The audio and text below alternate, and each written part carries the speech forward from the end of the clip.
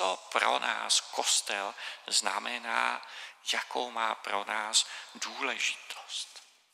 V dnešním evangeliu jsme slyšeli o tom sporu, který v Ježíšově době panoval mezi Židy a Samařany.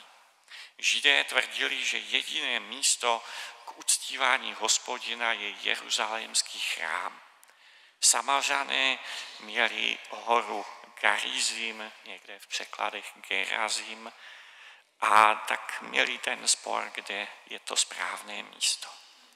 Ježíš říká Samařance něco jiného, že je důležité Boha uctívat v duchu a v pravdě.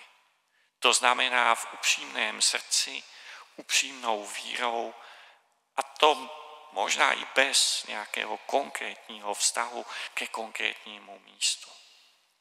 Ježíš v Novém zákoně neváže Eucharistii na místo, ale na společenství, které Eucharistii slaví.